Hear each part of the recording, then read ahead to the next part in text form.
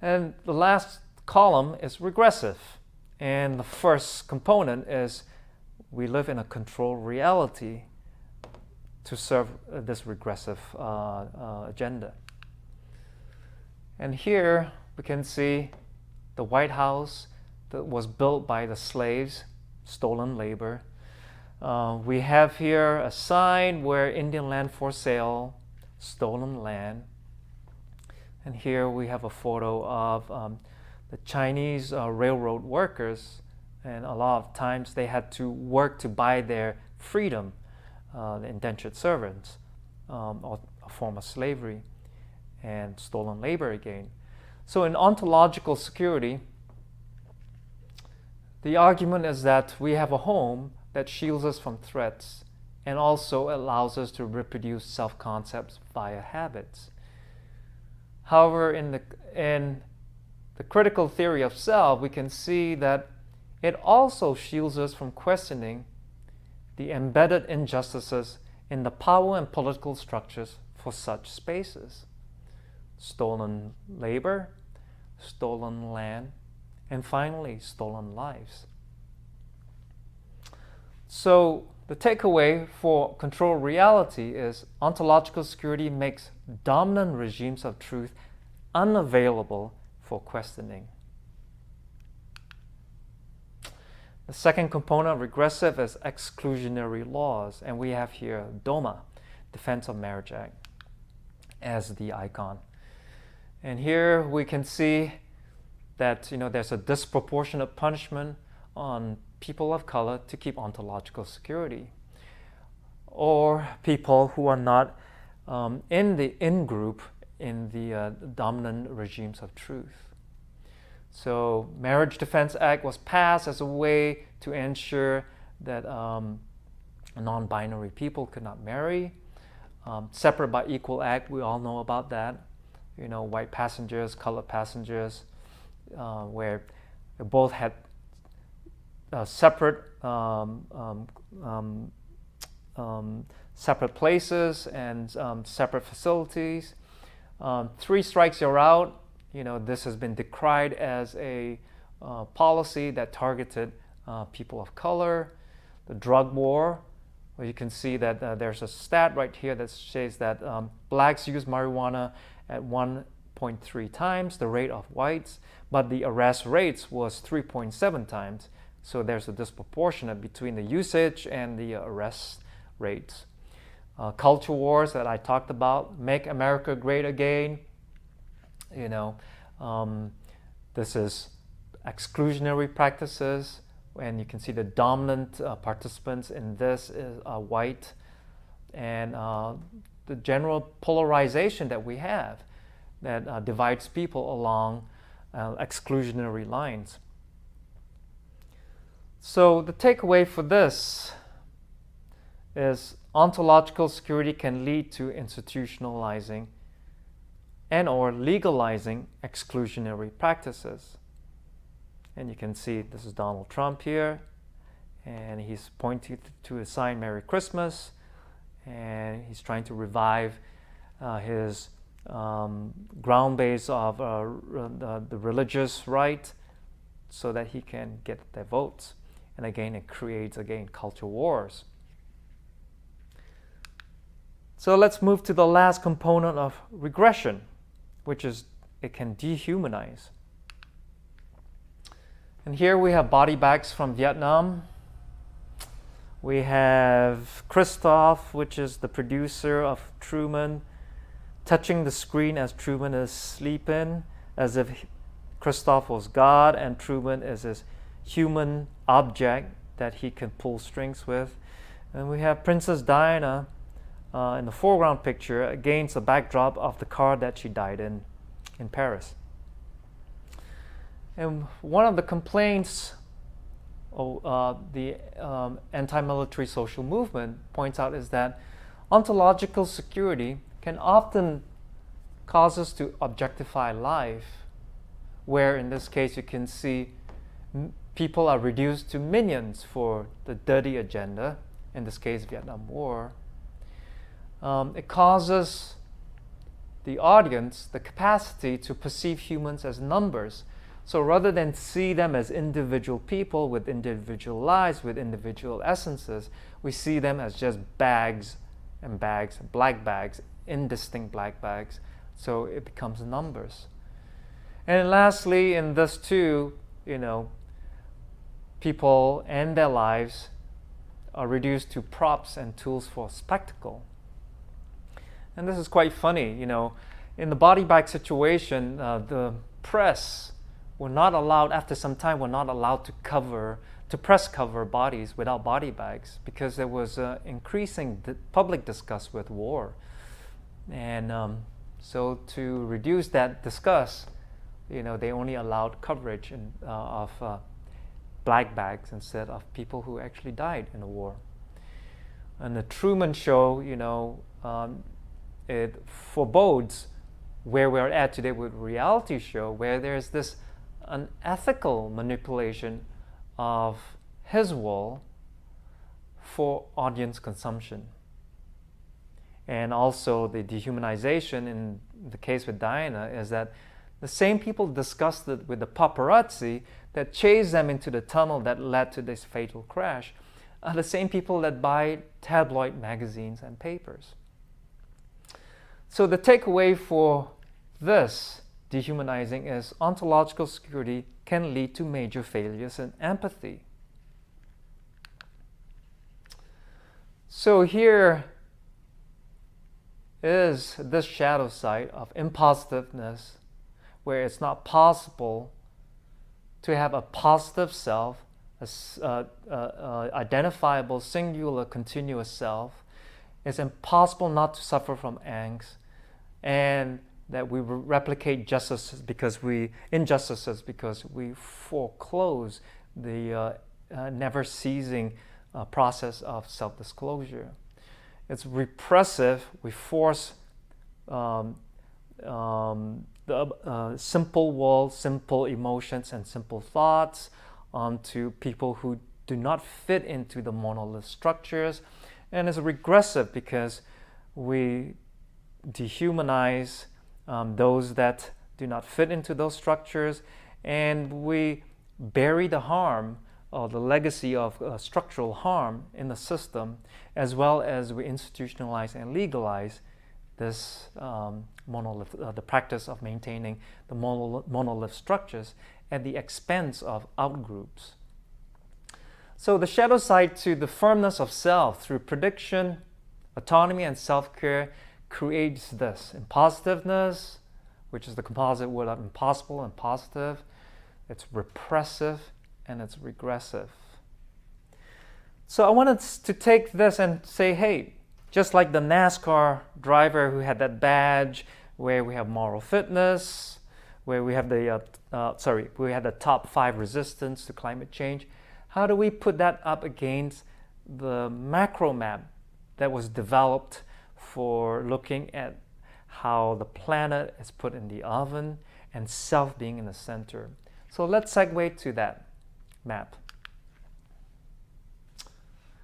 So remember, this was the map that I first introduced at the end of episode 7. It shows self here. It shows ontological security as this band, a protective band around it. And it shows that this ontological security is fed by heating up the planet that converts the planet into calories and energy so that it can fill this ontological security. And self-esteem enhancements such as minerals, such as luxury item goods into this ontological security band. So how does it fit in all this? If I took all those elements of the shadow side. So I want to go ahead and let's zoom in into this self area. And here we have the zoom one. And this is how it fits in. In this ontological secured process, we have angst, no center. It perpetuates injustices. It drives conformance. It's heavy-handed. It creates target groups and places for harm. There's a control reality that buries the legacy of structural injustices. There's exclusionary laws, and it dehumanizes. That's the shadow side behind ontological security. So, I want to briefly relate this to the rest of this map. In angst, ontological security is impossible as we easily become a prisoner to everyday practices, interactions, and individual orientation towards social organizations. In the pursuit of a center where there's no center, we're constantly working harder and harder to ground ourselves as self, as an identifiable, continuous, and singular core that actually defies us. So we're spending more and more effort, but we're not quite hitting the mark. In perpetuating injustices, ontological security interrupts the repeating process of self-disclosure that reckons and reconciles our contradictions. In conformance, ontological security excavates known but oppressive ways of response. In heavy-handedness, ontological security can often lead to violence to enact its monolith structure. In collateral, ontological security can lead to target groups and target places to receive and to bury harm. In control reality, ontological security makes dominant regimes of truth unavailable for questioning. In exclusionary laws, ontological security can lead to institutionalizing, legalizing exclusionary practices. And lastly, in dehumanizing, ontological security can lead to major failures in empathy. So what we see is that ontological security, while it enables a firm sense of being, there's also a corrupted version of it where ontological security has pathologically morphed or decayed or stagnated from a life generating version to a life negating version. And we're seeing is that these processes where the boundaries of self, it only annexes one half of these processes, leaving out the other half. And I'll go into it as we get into the next slide. So when we annex a process partially without its polar opposite, we place ontological security in a constant mode that is decaying. And this decaying, corrupted version uses the planet to hide that decay. Therefore, we need calories and energy to hide it. We have self-esteem enhancements to cover up the decay of this corrupted ontological secured self. And that is because it's not fluxing between the two poles of the processes. So while ontological security enables a constant sense of self, when we stay in this non-evolving version where we just annex one pole of a bipole process, this leads to a corrupted version. We then require the planet to compensate for this corruption. And this is why we are putting more pressure on the planet, and because our ontological this corrupted version of our ontological self is in decay. We cannot step off the proverbial gas pedal because it would reveal the decay in a rather shocking way. So the next slide would show that the self that ontological security is trying to serve is impositive, it's impossible, and also it cannot be identified in a positive way.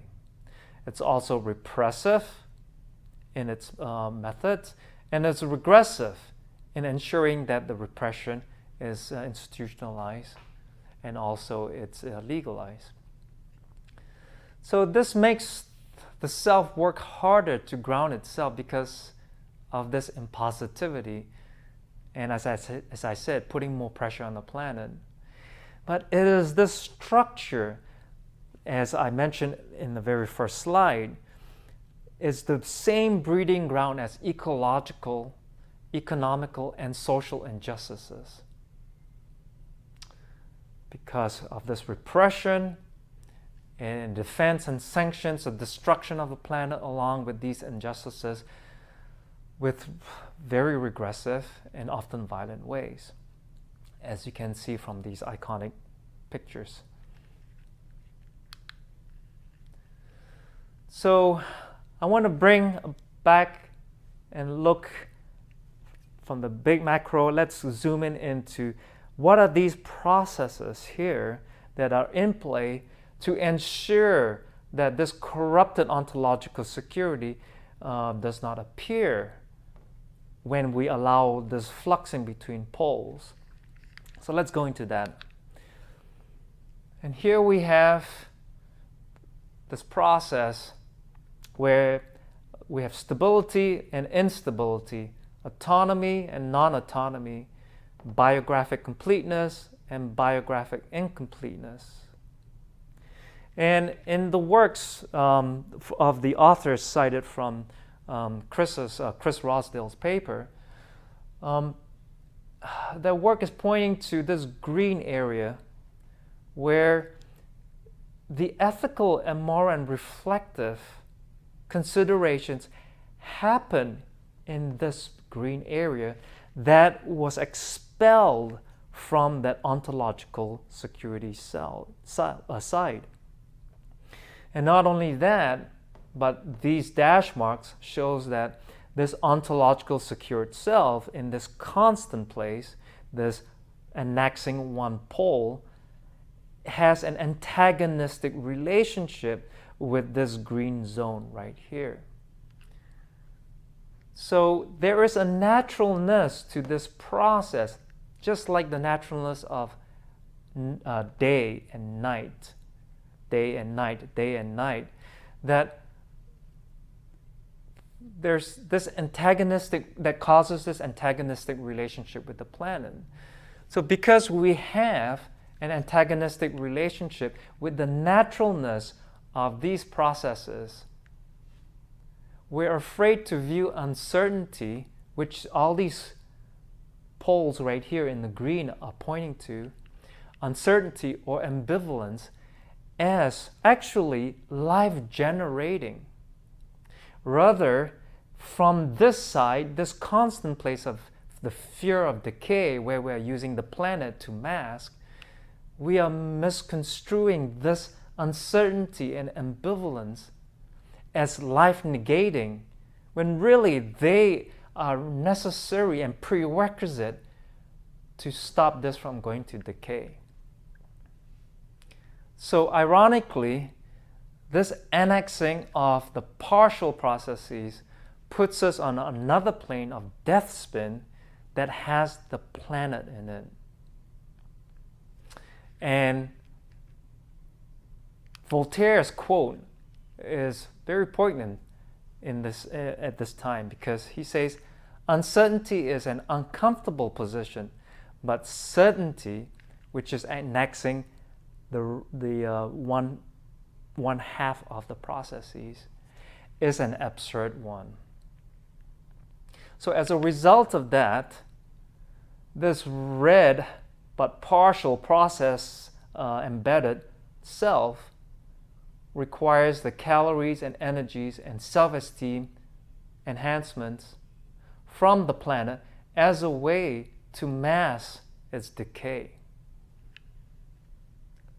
Or to put it another way, as a result of our antagonism with the ambivalent side of our processes, we have an antagonistic relationship with the planet. And this antagonistic relationship with the planet is because it's a result of all these antagonisms right here. And what it does is that it lights up, it puts the heat onto the planet, in terms of our practice of greenhouse gas, and in the process of converting, as a product of converting the planet into calories and energy and self-esteem enhancements. So, for the next episode, I want to go back into self, and I will talk about these pieces right here, where the sovereignty is built on the legs of differentiation, comfort, and constant. We already talked about in the shadow side where the politics and power are foreclosed in this corrupted version of self, ontological self. We hide our complicity, the legacy of structural injustice, and we hide our privilege but still maintain it. We objectify and we turn human life into abstract numbers, such as the black body bag, and we objectify and turn people into props and tools for spectacle. And the processes that we have here is taking the works from the body of work from Chris Rosdale and his authors, that instability, there has to be instability, there has to be instability, because it's only in this that we can build to higher transcendent versions of stability. But when we foreclose going into instability, we foreclose the inclusion of others that do not fit into the practices of stability as we know it. Also, we don't allow this never-ending process of self-disclosure, therefore including the potential and the transcendent aspects of ourselves to show up. In autonomy, here we have non-autonomy, but non-autonomy is the source is dependence, where it is the source of our ethical relationship with others. It's in our dependence that we become moral, ethical, and reflective in our relationship for others. And when we are biographically complete, there is the opposite, which is biographic incompleteness. We are open to the range of our sense of how we show up in our being and how we relate to each other. There is none of the hubris and the island mentality and downsides that come with biographic completeness, which is not possible. So here we have the major pieces of self that implicated in the development of this corrupted ontological self that is on decay, that requires planet Earth to mask its decaying nature. It is rejecting the conjugal aspects of its processes that actually prevents these problems, and it turns these aspects of itself from life negating to life affirming. And we'll go into that as we get into the next series of videos. So for the next series of videos, I'd like to take a look at modal confusion. And this is the confusion of having versus being. And this confusion puts more pressure on the planet in the oven. Modal confusion is the work of Erich Fromm. And although it's used to buffer our existential anxiety, it actually worsens them in a vicious downward spiral loop. And we'll talk about Erich Fromm's work in the next video. Also, we'll look at why we're having this antagonistic relationship with the planet as a way to help us alleviate death awareness. And this form is called death threat access, our ability to imagine ourselves abstractly of the many ways of death or the impending death, and mortality salience, what happens when we're primed to see that we belong to an organism that is decaying, and how that priming causes us to behave in a way that is heavy-handed and puts more pressure onto the planet. And in this way, this death access and mortality salience, pulls the lever of our behavioral response, which is terror management theory. And we have this antagonistic relationship with the naturalness of our process. We are in decay. When we're reminded of our own decay, we resort to turning up the flames, and we put more pressure on the planet and find ways to mask all that decay. So that's it for ontological security and the limits of ontological security. Just for housekeeping, don't forget to like the videos and subscribe to this channel. I'll have a week or so break between videos so I can respond to any questions and comments. So please post your comments and questions, as I'll take the time to address them. So I hope you got something of value out of this series of videos of ontological security, and see the connection between our behavior and to the self and the maintenance of self that would take us into the construction of selves and the problems. And the reason why we're taking this journey is we are trying to get to the place of original cause, so as we can close the gap between our desire to be